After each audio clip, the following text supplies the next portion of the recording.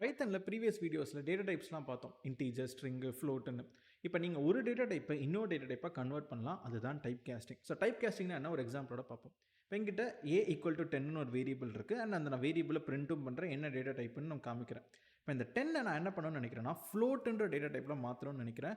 அப்ப ஃப்ளோட் ஃபங்ஷன்ல அந்த 10 விராப் பண்றாங்க. இப்ப எனக்கு என்ன ஆகும்னா 10ன்றது 10.0 மாறி இட் பிகம்ஸ் ஃப்ளோட். சிமிலர்லி என்கிட்ட ஒரு ஃப்ளோட் நம்பர் இருக்கு. இந்த ஃப்ளோட்டை எனக்கு இன்டீஜரா மாற்றணும்னு நினைக்கிறேன். அப்போ அந்த ஃப்ளோட் நம்பரை இன்டீஜர் ஃபங்க்ஷனில் விராப் பண்ணி இப்போ நான் ரன் பண்ணனா எனக்கு அந்த 0.456 ரிமூவ் ஆகி வெறும் 1 2 3 இன்டீஜர்னு வருது. சிமிலர்லி எனக்கு இதே ஃப்ளோட் நம்பரை நான் ஸ்ட்ரிங்காக நான் கன்வெர்ட் பண்ணுறேன். அப்போ ஃப்ளோட் டு ஸ்ட்ரிங். அப்போ எனக்கு இப்போ ரன் பண்ணனா எனக்கு அதே value 1 2 3.456 but it belongs to string data type. And இதுவே நான் ரிவர்ஸில் பண்ணனா, இப்போ ஃபார் எக்ஸாம்பிளுக்கு என்கிட்ட இன்டீஜர் இருக்குது, ஆனால் உள்ளே இருக்கிற வேல்யூவை நான் என்ன பண்ணுறேன்னா ஒரு ஸ்ட்ரிங்காக கொடுக்குறேன். அப்போ மீனிங் ஹலோ அப்படின்னு டைப் பண்ணுறேன். இப்போ நான் ரன் பண்ணால் ஹலோவை இன்டீஜராக மாற்ற முடியுமா? ஏன்னா ஒரு வேர்டை ஒரு நம்பராக மாற்ற முடியும்னா முடியாது. அப்போ பைத்தனில் எரர் அடிக்கும். ஆனால் இதுவே உள்ள வெறும் பியூர் நம்பர்ஸாக கொடுத்தேன்னா நவ் இட் வில் ஒர்க்.